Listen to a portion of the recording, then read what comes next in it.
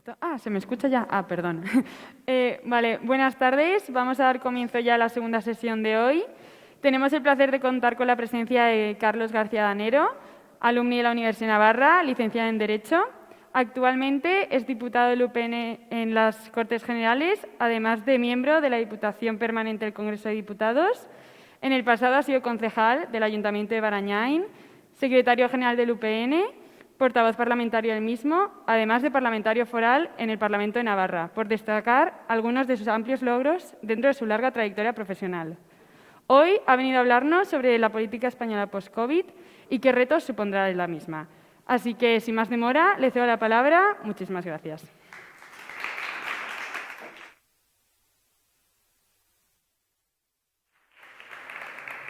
Pues muchas gracias. La verdad es que es un placer estar en la Universidad de Navarra y sobre todo estar con tanta gente joven, ¿no? No estoy acostumbrado a estar con tanta gente joven y además preparada, por lo cual doble placer. Se comentaba cómo va a ser la política post-COVID. Pues como la pre-COVID, un desastre. Un desastre. Eso no va a cambiar. El COVID no va a cambiar la política, pero sí estamos viendo que cuestiones que todos dábamos por ganadas o por supuestas, pues sí que están ahora en cierto riesgo, en cierto peligro. Y en ese sentido yo creo que es importante, ¿no? No vamos a hablar solo unas pinceladas de la gestión de la COVID en España. Yo creo que hoy siga en el puesto la persona que dijo en España iba a haber 1 o 2 casos como mucho, no hay que llevar mascarillas y no hay más que ver cómo estamos, más de 100.000 muertos después y cómo estamos aquí todos con la mascarilla, distancias y todo abierto, pues yo creo que está todo dicho, sobre todo si esa persona sigue estando en el puesto y el que le nombró o el que lo mantuvo en el puesto se fue a competir a Cataluña a unas elecciones cuando estábamos en plena tercera ola. Yo creo que con eso se dice todo sin entrar ya en cómo fue la compra del material, la compra de las vacunas, no de las vacunas, del material en su momento, de las mascarillas, de los respiradores, etcétera, etcétera, etcétera. Yo creo que a nadie se le escapa que en España ha sido pues, el país que peor ha gestionado la pandemia. Ahí están los datos objetivos, tampoco hay que inventarse nada, sino simplemente con ver datos objetivos yo creo que se pone de manifiesto y eso es así. A partir de ahí, bueno, pues yo creo que hay que tener en cuenta que además de todo eso, ¿qué hemos visto? Pues que hasta ahora todos sabíamos que como personas éramos vulnerables, que en un momento dado pues uno puede tener una enfermedad o puede perder el trabajo de un día para otro o 1000 cosas que te hacen ser vulnerable, pero con el virus hemos visto que somos vulnerables como sociedad, que de repente todo el mundo a la vez se ha parado. Se ha parado y todos los derechos que pensábamos que estaban más que ganados, pues se han puesto en cuestión. Y nadie nos podíamos creer que estuviéramos encerrados en casa durante 2 meses, absolutamente encerrados en casa, por un virus. Y así en el conjunto del mundo. Es decir, estábamos compitiendo o estábamos intentando ganarle a un virus igual que en la Edad Media. O sea, en pleno siglo XXI no tenemos más medios que los que teníamos hace 500 años, lo cual, pues yo creo que como sociedad deja mucho que desear. Y luego, entonces aquí ya empiezan a surgir preguntas. ¿Había que encerrar a todos todo el tiempo? ¿Cuándo se decide qué trabajo es indispensable y cuándo no? ¿Quién toma esas decisiones? ¿Políticamente podemos decir una mayoría en un congreso que todo el país queda encerrado en casa? Evidentemente se puede hacer porque lo hemos hecho. ¿Hasta dónde nos estamos limitando los derechos? ¿Es normal que no podamos quedar con gente en nuestra casa, en un domicilio particular? ¿Es normal que tengamos que ir a casa a las 11 de la noche? Todas estas cosas que las damos por normales, pues hay que repensarlas mucho, porque al final estamos diciendo que una mayoría, en un momento dado, puede decidir cuestiones que nos afectan al conjunto sobre derechos fundamentales.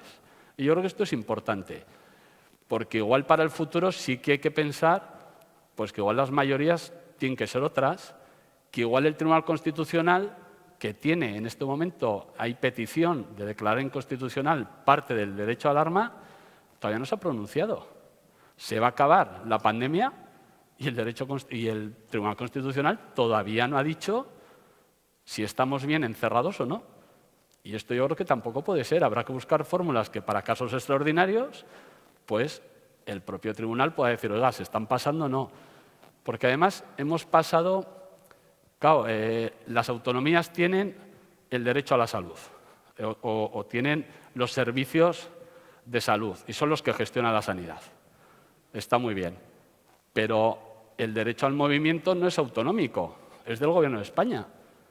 Y entonces ahora tenemos que una autonomía te deja salir de su territorio, pero no puedes salir porque todas las de alrededor te dicen que no puedes entrar. ¿Y eso lo puede decidir cada presidente de autonomía? Sí, porque lo está haciendo, pero eso yo creo que también habrá que darle una pensada.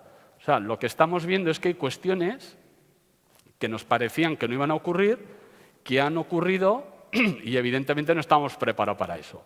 Por lo cual, yo creo que en el futuro habrá que preparar las leyes para estar preparadas para cuestiones como estas, porque si no, pues estamos viendo que cada uno no sabemos qué hacer en cada territorio, en cada comunidad, en cada municipio, etcétera. Y eso es importante. Pero luego, además, se está aprovechando para limitar a través de leyes otras libertades. Porque no existe debate. Todo el mundo está preocupado por una enfermedad, por una pandemia, por lo que nos está ocurriendo a todos, por sus padres, por sus madres, por sus hijos, porque no se puede ir al colegio, porque se puede ir, etcétera.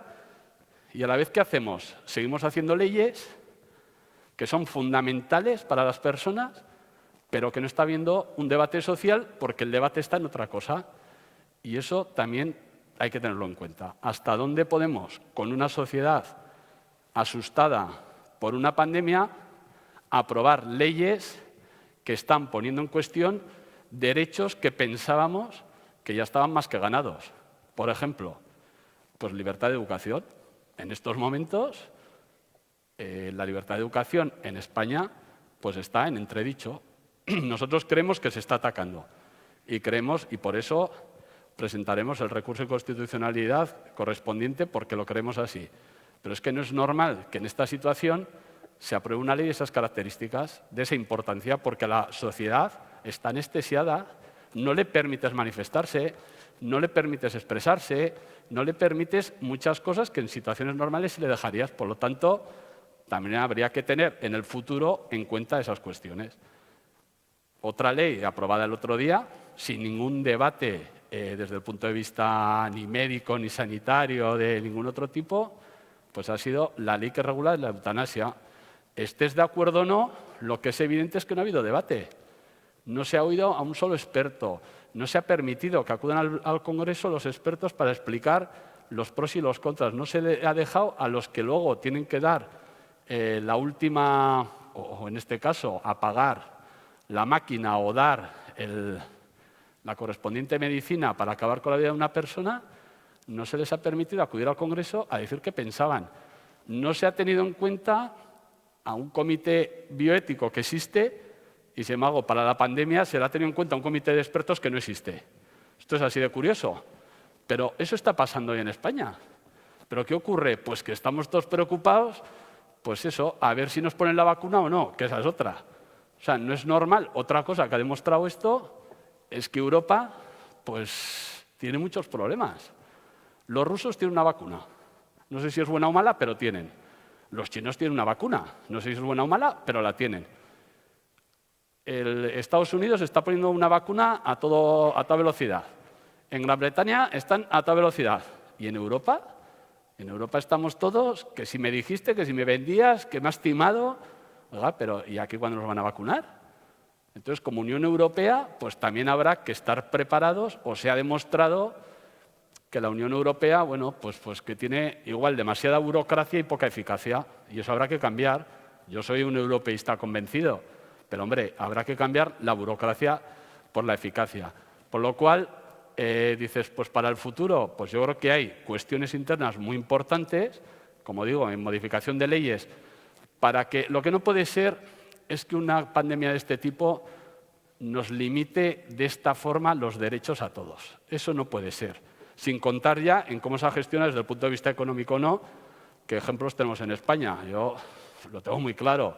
Ahí está el caso de Madrid, que ha crecido económicamente, no ha tenido más casos que los demás y está funcionando. Y luego están el resto de las autonomías, por lo cual ya no es cuestión de partidos en este caso, el resto de las autonomías que han hecho una competición para ver quién te limitaba más derechos. Si uno decía, yo cierro a las 11, el otro decía, no, yo a las 10, yo a las 8. Pero, hombre, pero habrá algún motivo, no puede ser. Si una comunidad como Madrid, sin más casos, ha conseguido mantener la economía, ¿por qué no lo han hecho las demás?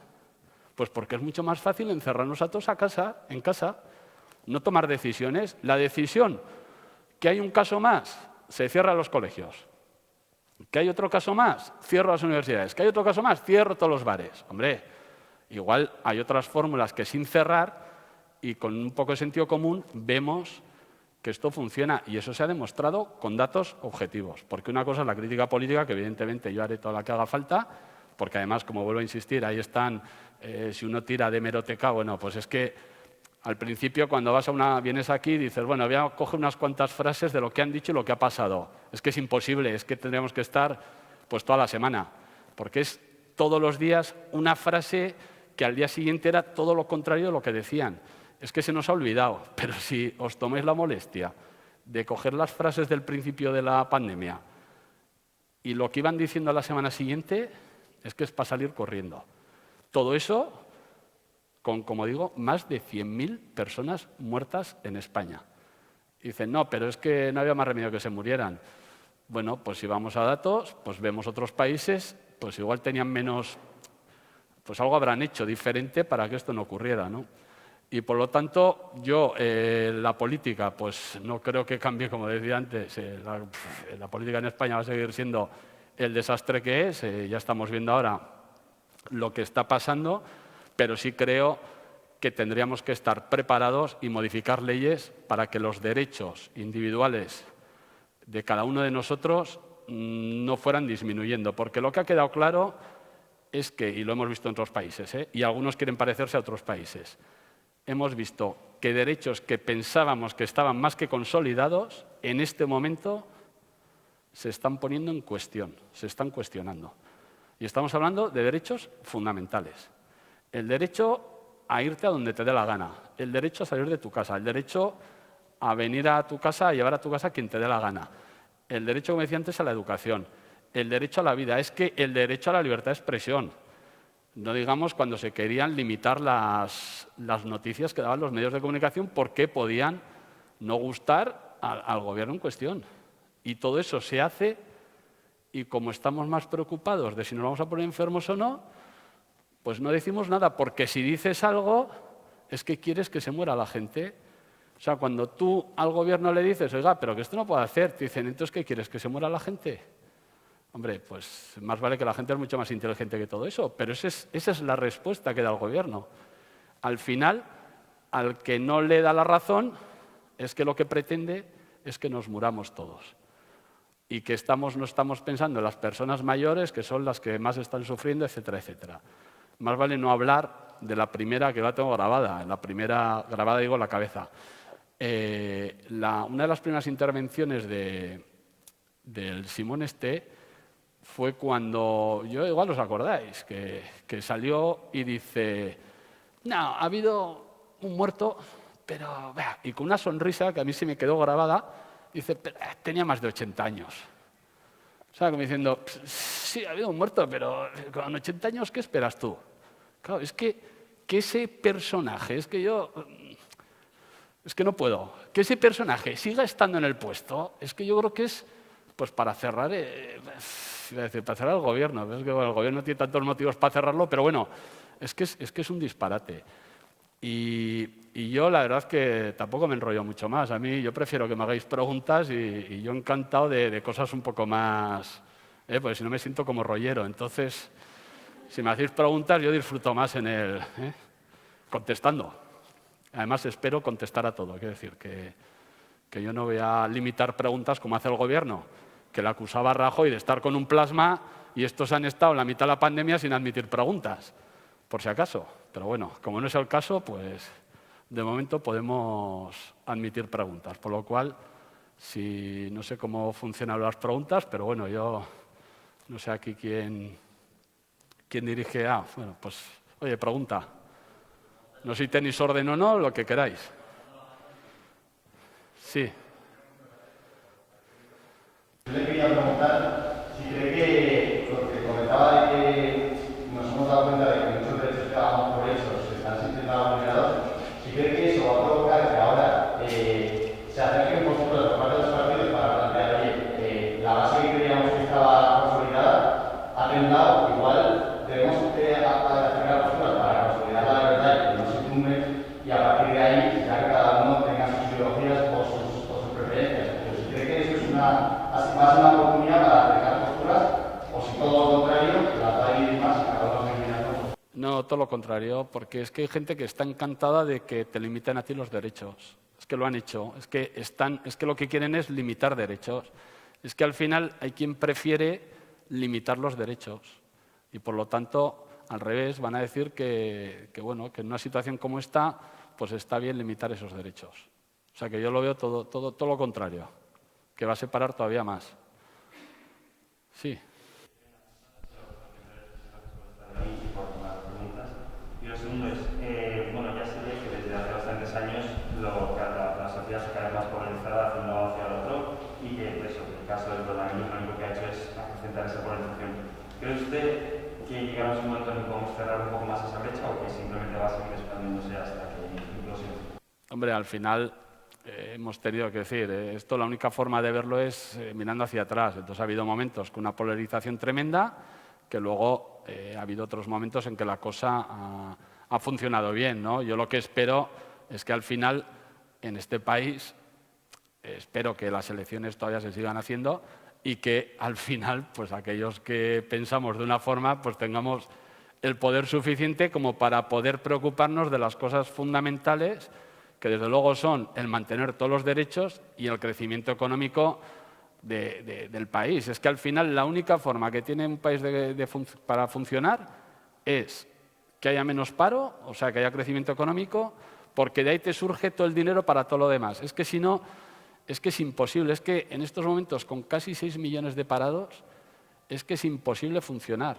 Y claro, culpa tiene la pandemia, pero es que antes de la pandemia ya es lo que indicaba, ¿no? Que se iba a disparar el paro y, por lo tanto, yo lo que espero es que nos podamos preocupar de crear empleo, que se puede crear, y ahí ha habido quien lo ha creado, que pueda funcionar la economía y que todos vivamos con la tranquilidad de que sabes que los derechos fundamentales los tienes más que reconocidos y que si yo quiero llevar a mi hijo a un colegio, pues nadie me diga que no lo puedo llevar a ese colegio, que lo puedo seguir llevando como he podido hacer en los 40 años anteriores, porque es que esa es la paradoja que los que están decidiendo ahora, digo este ejemplo porque es que es de ahora, los que están decidiendo que tú no puedas elegir a qué colegio van tus hijos, ellos sí pudieron decidir al cual llevaban a los suyos.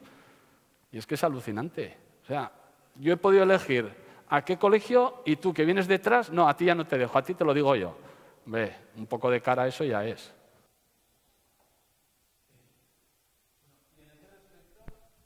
La sociedad civil creo que nos está movilizando demasiado frente a los ataques que hay, por ejemplo, con lo del PIN parental y demás, sí que hubo más movilizaciones, pero generalmente siempre que gobierna un partido un poco más de derechas, vemos cómo la oposición crea un montón de movilizaciones y demás, y hasta qué punto cree que sería lícito desde la oposición favorecer este tipo de manifestaciones, aún y con la pandemia. ¿Cómo se puede hacer un balance? Bueno, pero es que lo que se aprovechan, ¿no? Porque al final, si estás diciendo que no puedes salir a cierta hora, no te puedes, aquí estamos los que estamos, claro, montar una manifestación, pues al final parece que es algo que lo hagas en coche, pues ya es irresponsable.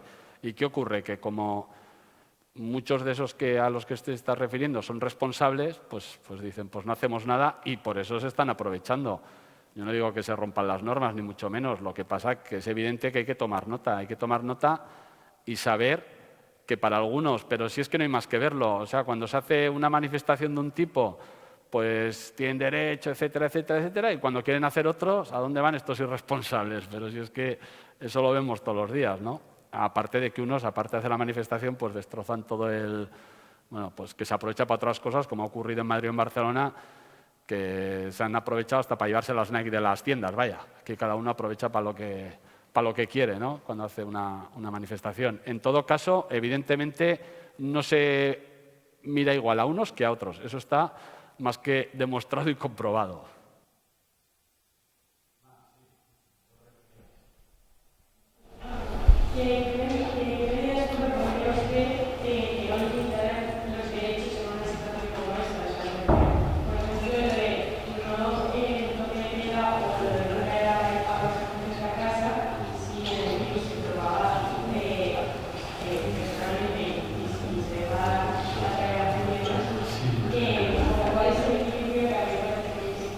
Sí, no, el equilibrio es muy difícil. Lo que pasa es que nos han engañado. No, si yo no digo que hay que estar en casa, o el problema ¿cuál es? Que si tú analizas todo lo que pasa en el año, yo no me acuerdo las fechas, pero como el 1 de julio, el 30 de junio, el presidente del Gobierno de España dijo: salgan ustedes y disfruten, porque esto ya hemos acabado con la ola, y etcétera, etcétera.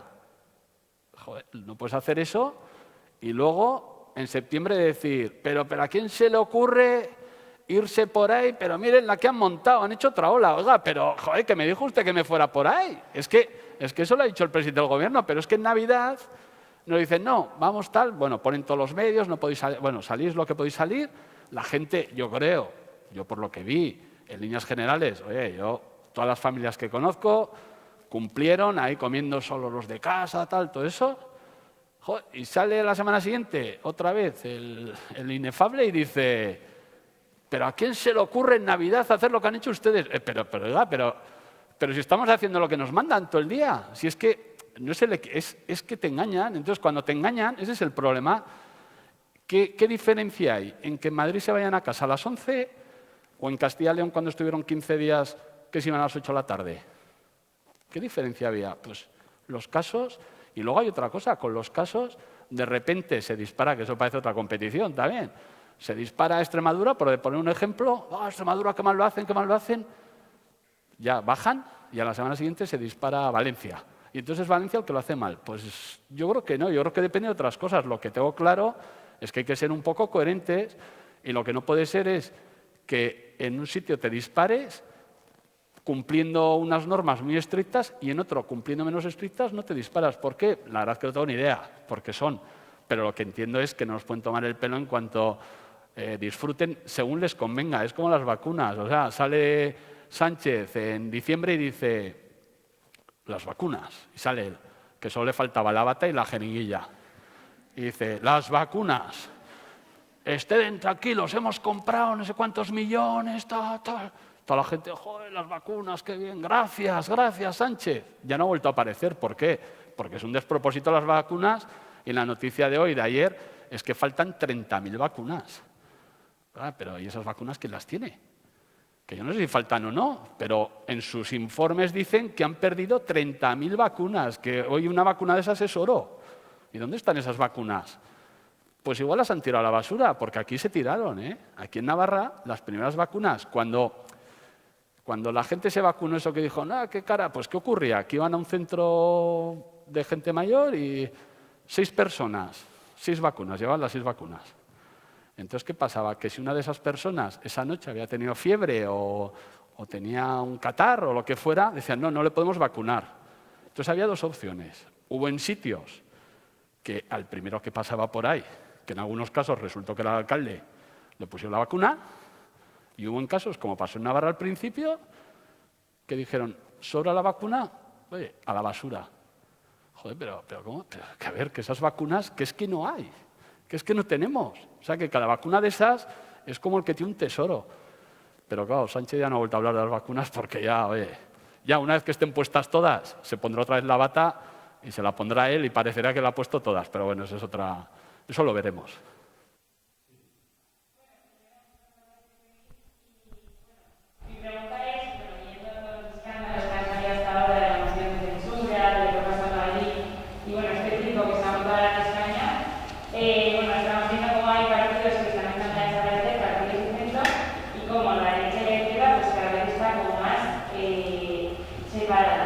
Entonces, ¿usted estaría a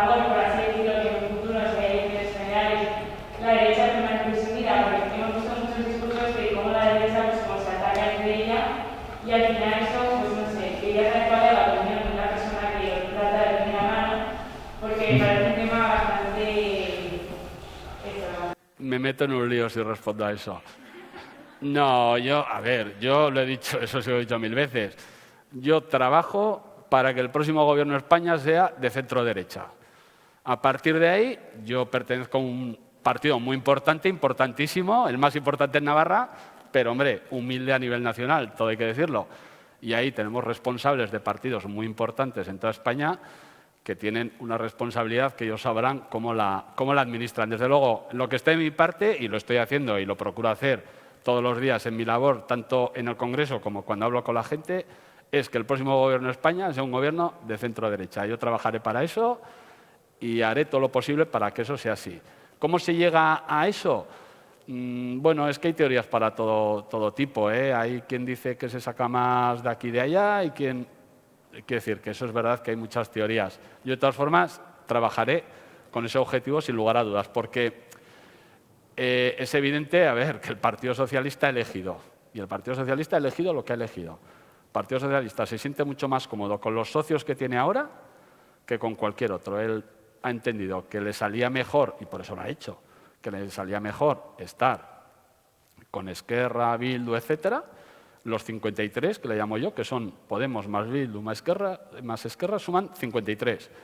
Más los 120 del Partido Socialista son 173. Con eso tiene casi mayoría absoluta, que luego, pues entre el de Teruel, el otro y el otro, pues ya tiene. Y con eso hacen el apaño.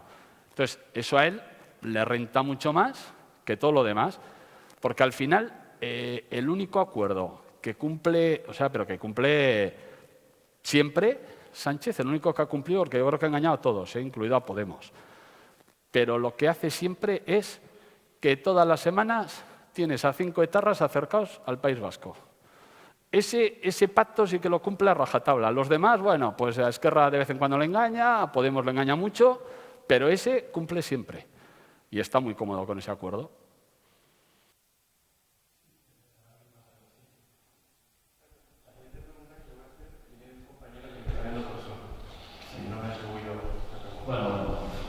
¿Cree usted que la partitocracia que tenemos en España es la mejor forma de representación de la democracia? La partitocracia. Bueno, yo creo que, a mí esta mañana me preguntaban en otra historia por el sistema electoral. Yo creo que no hay ninguno perfecto y a mí me parece el sistema de partidos, pues es el que tenemos y a mí no me parece mal. Hay quien dice, no, mejor votar personas. Es muy complicado porque al final cuando dices, no, votar personas porque me cae bien, ya, pero bueno, tiene que tener una ideología, se supone, pero luego aparte, ¿qué ocurre? Que ahí es más fácil que alguien con muchos medios pues pueda tener mucha más visibilidad, por lo cual ya no compites en el mismo terreno. Ya es complicado ahora, no te digo, si fuera personas. Yo el sistema de partidos es el que establece la Constitución y yo la verdad que me siento cómodo con ese sistema, o sea, no me parece un sistema malo. Y en cuanto al sistema electoral, se puede escribir, bueno, de hecho hay escritos libros sobre el tema, ¿no? Que es mejor, peor, pero generalmente depende cómo te vaya en la feria, te gusta más un sistema que otro. O sea, eso, si te va de una forma mejor, pues no, este es el sistema bueno, hasta que te va mal y entonces dices, no, era mejor el otro. Bueno, pues yo creo que unas reglas del juego hay que tener, hay que cumplirlas y es lo que estamos haciendo. Pero a mí me parece más importante, ¿qué me parece más importante? Eso no se puede hacer. Me parece más grave que una persona sea presidente del gobierno cuando justo antes de ser presidente del gobierno dice, yo, con Bildu, 100 veces no. ¿Cuántas veces? 100 veces no. Y la vicepresidenta del gobierno, por favor, el Partido Socialista somos un partido de fiar. Nosotros con Bildu en la vida, por favor. Y cuando dice, ¿cómo voy a pactar yo con estos tíos si son unos exaltados y no podría dormir el 90% de los españoles con ellos? Y al día siguiente pacta con los unos y con los otros. Eso me parece mucho más grave. O sea, que has llegado a unas elecciones diciendo todo lo contrario de lo que haces al día siguiente. Eso sí que tendría que tener alguna forma de castigo, creo yo. Pero claro, el castigo, ¿quién se lo tendría que dar? Sus electores. Que es a los que ha engañado. A mí no me ha engañado, yo no le he votado. Yo sabía que no se le podía votar porque lo que decía era mentira. Nunca lo hubiera votado, pero bueno, además sabía que era mentira. Pero es que hubo gente que le votó. Si esa gente que le votó, todo eso le da igual, pues lo veremos en el siguiente capítulo, que son las siguientes elecciones. Yo espero que se den cuenta y no le voten, pero vaya, no lo sé, ya se lo contaremos para que se acuerden. Más. Más preguntas habrá, ¿no? ¿Qué?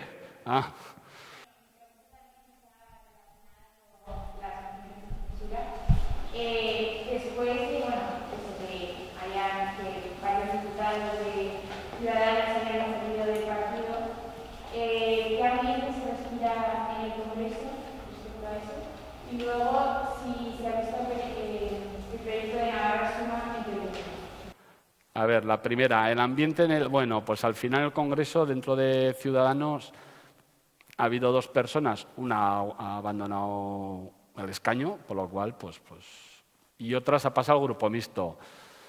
Eso no gusta. Es decir, al final tú has ido por un partido, te vas a otro lado, pues y más cuando la otra se ha ido a casa, por lo cual ya la comparación todavía... Entonces, bueno, pues sus excompañeros, pues evidentemente no le miran con buena cara.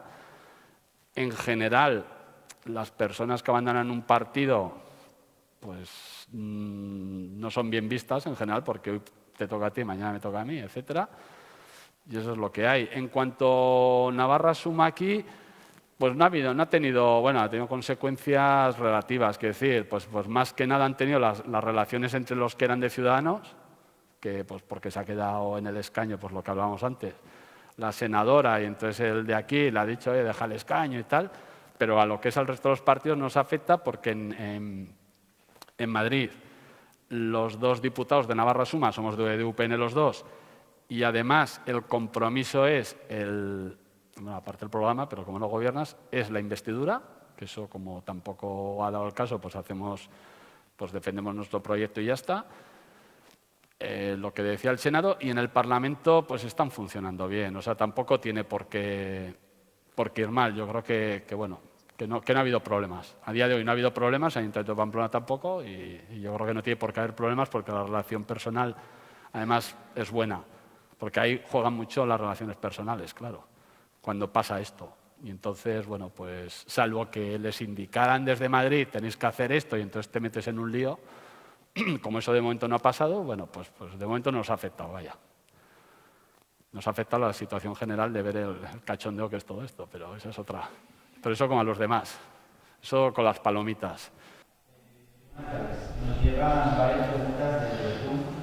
La primera, ¿cómo podemos abordar o qué solución podemos dar a la creciente inmigración que está llegando a Canarias? Eso es un problema que si lo pudiera resolver yo, pues evidentemente igual está en otro sitio. No, yo creo que es un problema gravísimo, pero porque al final no se ha hecho política.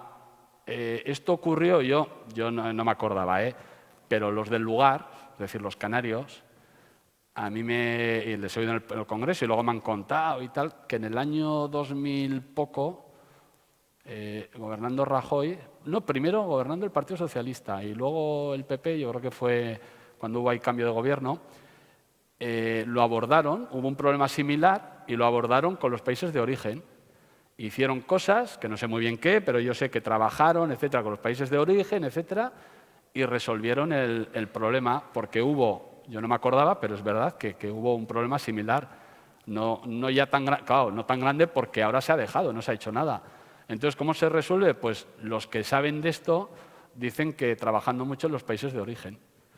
Porque, ¿qué consigues con toda la gente que viene aquí? La desgracia del otro día de la niña esa, o sea, al final, que los tienes allá, que de ahí los vas pasando a la península, que cada vez hay más problemas. En Canarias hay problemas muy serios y la gente que vive ahí te cuenta cosas que, ojo, o sea, que problemas muy serios porque cada vez son más. Estamos hablando de que Canarias, además, está hundida económicamente en estos momentos porque lleva, claro, el turismo en Canarias no es como en otros lados. Aquí, bueno, el turismo afecta, pero afecta lo que afecta, pero en Canarias es todo turismo y una parte que tiene de agricultura muy importante. Se les ha caído los dos negocios y tienen miles y miles de personas a las que no pueden atender, más todos los que están parados, etcétera, etcétera. Por lo cual, yo creo que con los países de origen, vaya.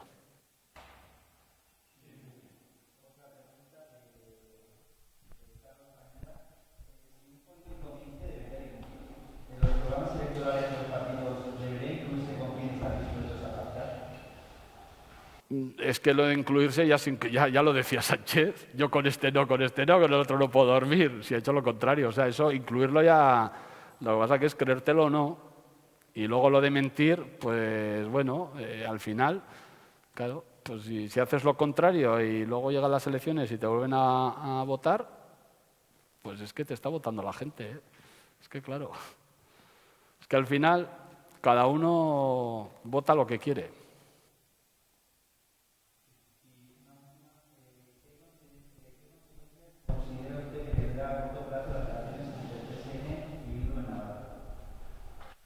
Pues no lo sé, porque al final a mí me parece independientemente de las consecuencias que tenga, que yo no sé si ya la gente del Partido Socialista le da igual, el que le vota, no lo sé. A mí me parece las consecuencias desde un punto de vista ético son tremendas. Eso es lo que me parece. O sea, lo que no puede ser es que un Partido Socialista, que además ha sufrido, es decir, que tampoco en este momento, por estar en el poder, por lo que supone estar en el poder, que al final estás en el gobierno, vale, pues muy bien, hacer muchas cosas, pero que te merezca la pena lo que es renunciar a todo tu pasado y a todas las líneas éticas que puedas pasar. Es que al final a Bildu le ha salido gratis, es decir, ETA mató, en un momento dado deja de matar, dice que estratégicamente ya no le conviene matar, no renuncia a nada, Bildu no renuncia a nada, dice que ETA tuvo razón de ser, los reciben a los presos, le mandan abrazos a Josu Ternera, cuando le pasa no sé qué, le mandan abrazos y tal. Cuando salen los presos de la cárcel, los reciben, siguen sin condenar a ETA. Oye, y eres interlocutor prioritario para el Partido Socialista. ¿A cambio de nada? Joder, pues están encantados. Ellos están encantados, pero ellos no han cambiado. O sea, ellos son iguales desde el año 79 hasta hoy. Ellos no han cambiado. Han cambiado de nombre, Herri Batasuna, Batasuna, ANV, etcétera, etcétera, Euskal Herritarro, todos los nombres que quieras. Siguen siendo los mismos y no han cambiado un ápice, ni sus principios, ni lo que quieren, que no deja de ser la anexión de Navarra a la Comunidad Autónoma Vasca para luego la independencia. No han renunciado a nada de eso. Pero ¿qué ocurre ahora con lo que ocurría antes? Oye, que el Partido Socialista les ha considerado un partido más, pero no solo eso, te considero un partido más y además, oye, eres, que eso han dicho, eres más responsable que el Partido Popular. Eso han dicho el Partido Socialista en Madrid para justificar el acuerdo con Bildu, que son más responsables que el Partido Popular. Cuando has pasado todas las líneas, poco más que decir, que nosotros evidentemente lo vamos a denunciar siempre. Les molesta mucho, yo lo noto, o sea, yo cada vez que sales ahí y dices cuatro cosas, pues al final notas que al Partido Socialista le sienta mal, pero es que hay que contar las cosas. Es que no puede ser. Es que el otro día, ayer, recorrimos porque han puesto placas recordando a asesinados en Navarra y cuando te acuerdas de la historia de cada uno, es que es una pasada. Es que a dos los volaron ahí delante del Instituto de Ermitagaña, a Navarro Villoslada, y cuando iban al colegio los chavales, esa misma mañana, porque fue por la mañana, después de que venían de asesinar a un empresario en Mercairuña, pues veían todavía los trozos de los policías colgados de los árboles. Es que eso ha pasado en esta ciudad hace, bueno, pues ya eso en el año 80 y pico, pero es que hasta el año 2000 mataban, ¿eh? Y ahora, oye, que da igual. Oye, pero ¿condenáis? No, ¿para qué? Si no necesitamos condenar. Entonces, éticamente, un despropósito independientemente de que les salga bien electoralmente. Si les sale bien electoralmente, pues mira, que lo que podemos hacer los demás es denunciarlo, etcétera. Pero a mí éticamente me parece un despropósito tremendo.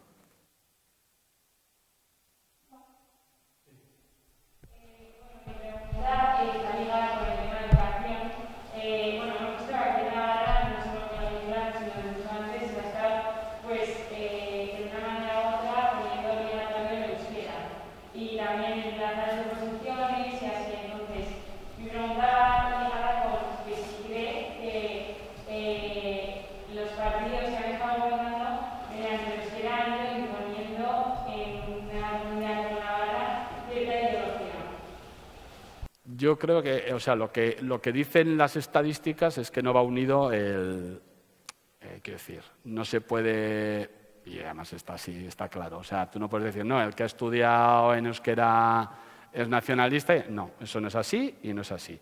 A partir de ahí, ¿qué han hecho? A ver, el euskera, ¿qué han hecho? Utilizarlo políticamente, porque el euskera, oye, se hablaba, el vascuence, en la zona norte de Navarra, se hablaba y en algunos sitios, etcétera. ¿Qué ocurre? Que cuando un partido, en este caso Batasuna, en un momento dado, desde el principio dice que el euskera es un instrumento fundamental para la construcción nacional, lo que no puedes es echar luego la culpa a los demás de politizar la lengua. O sea, ¿qué has hecho tú? Porque ellos, ¿qué hacen? Si el objetivo es claro, dicen, cuanto más gente han fracasado, en eso han fracasado, pero dicen, cuanto más gente hable la lengua, la misma lengua, que es lo mismo que está pasando en Cataluña, lo que pasa es que en Cataluña el idioma tenía más, o sea, estaba más en la sociedad, aquí no estaba. Pero ellos dicen, no, si tenemos el mismo idioma, vivimos en el mismo territorio, somos un país diferente. Ese es el mensaje es muy claro. Mismo territorio, mismo idioma, misma bandera, que no es la de Navarra ni la de España, sino la de Ikurriña, mismo país. Eso es lo que han pretendido. ¿Qué ocurre? Que eso luego no es tan fácil de hacer. Y por eso les ha pasado, porque luego socialmente es que no se habla. Luego socialmente, pero ni ellos. O sea, ellos han hecho campañas para no obligar, porque no puedes obligar, pero casi a los suyos a decir, oye, vamos a hablar euskera, que es que si no en la calle no se oye. Porque al final, para conseguir ese objetivo de mismo idioma, mismo territorio, misma bandera, claro, tiene que hablar todo el mundo. Y entonces ese objetivo no lo han conseguido y por eso en los patios les dicen a los niños que hablan español en el patio, dicen, no, tenéis que hablar en euskera y tal, porque luego cuando dices eso, dicen, no, eso no se dice, pero luego los niños te cuentan que lo dicen, pero bueno, es igual, esa es la eterna pelea. Entonces yo creo que el problema es que el euskera, que es un idioma que, oye, que se hablaba y que lo hablaba mucha gente y te digo, lo hablan muchos, no está bien decirlo, pero bueno, muchos votantes nuestros, evidentemente, en la zona norte, etcétera, pues lo han manoseado de tal forma que lo han convertido en una cosa fundamental, estratégica desde el punto de vista político, por lo cual pues lo estropean. Y lo de las plazas, pues es que es otra. Ahora querían hacer eso, pero para toda España. Entonces decían, no, sería bueno que en España se hablaran, o sea, la gente supiera gallego, catalán y euskera.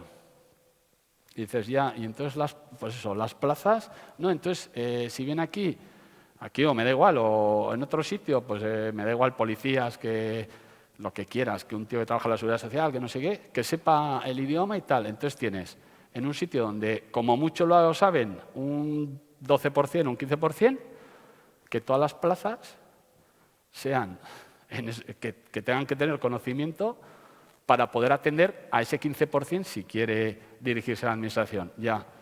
Y entonces el otro 85%, ¿qué hace? ¿Morirse de hambre? ¿No poder optar a la administración?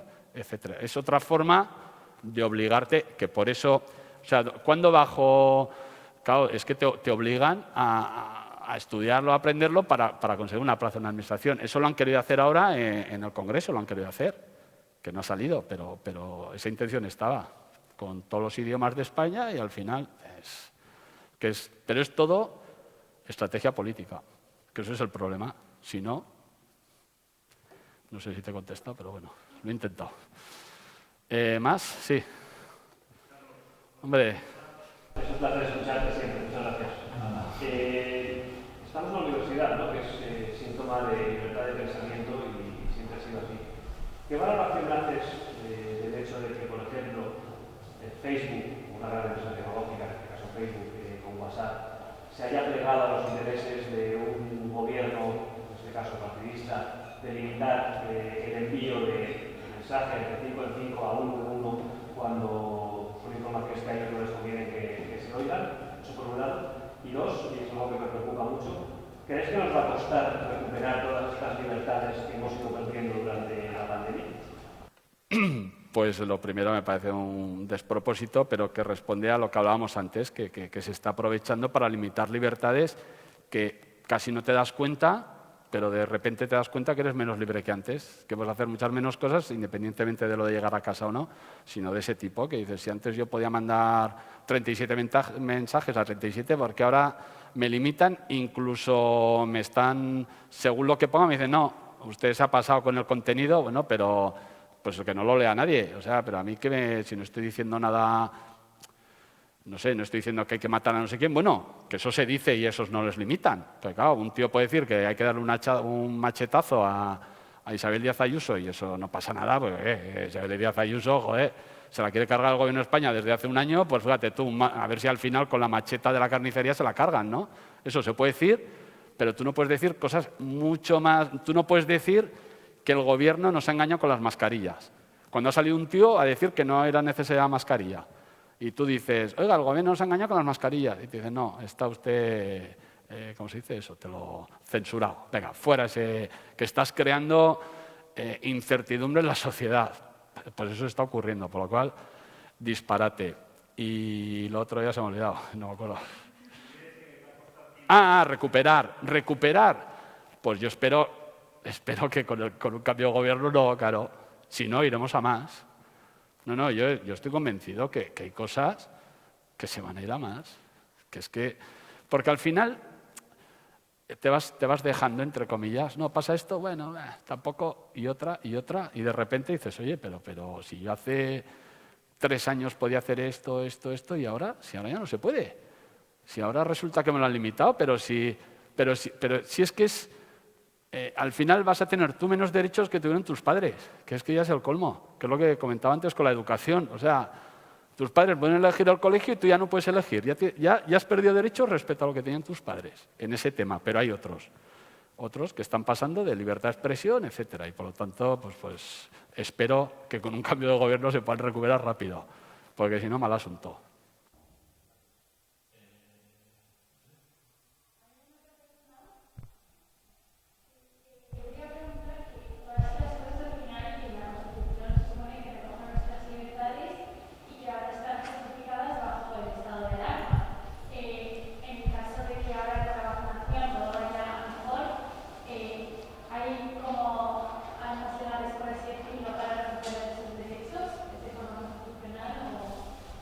Bueno, claro, puedes modificar las leyes. Yo lo que creo, o sea, lo que decía antes, por ejemplo, hay quien ha recurrido a los estados de alarma, que yo puedo estar de acuerdo, en desacuerdo, lo que quieras, pero lo que no me parece normal es que un año después el Tribunal Constitucional no se haya pronunciado sobre algo que afecta tan directamente, que puede decir, oiga, mire, es que la situación sanitaria lo justifica y usted se aguanta y está bien hecho, muy bien que lo diga.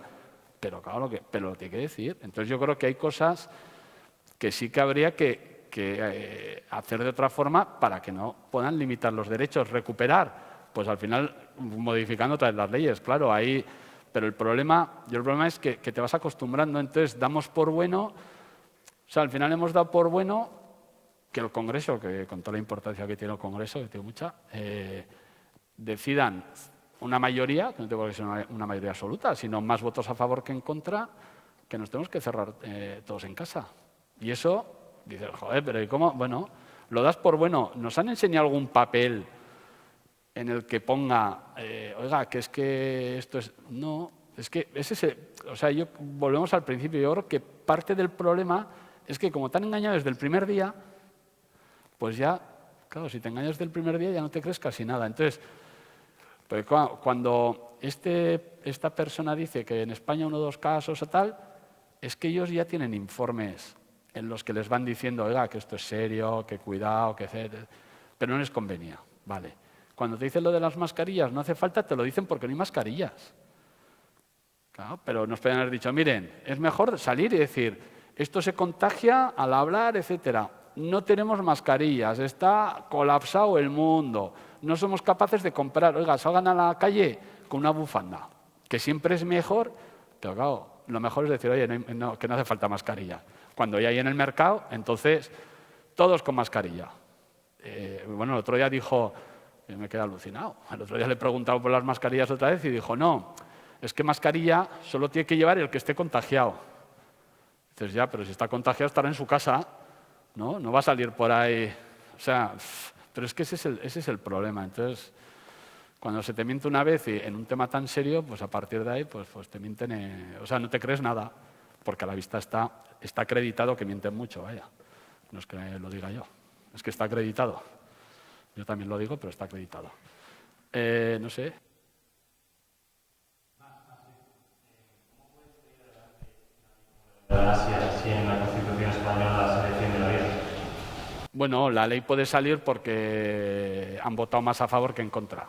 Dices, joder, qué listo, sí, no, bien. Quiero decir que luego cabe el recurrirla y cabe que el Constitucional dentro de 25 años igual te diga que tenía razón. Pero te digo esto porque hay leyes que están recurridas hace años y años y años y ahí siguen recurridas, se están aplicando, pero el Tribunal Constitucional no ha dicho si son constitucionales o no.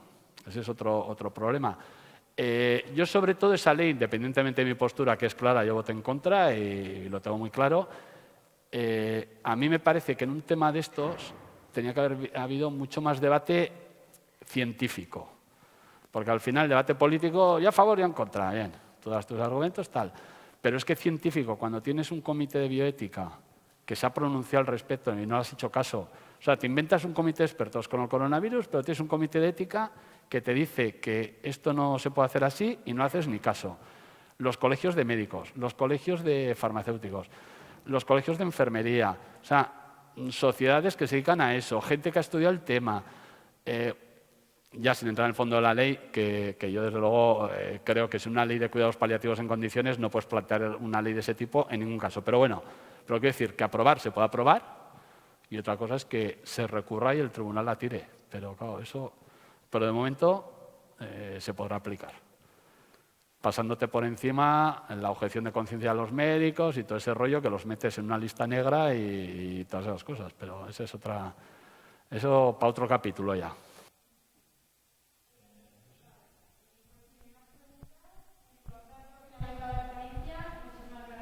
Nada, vosotros.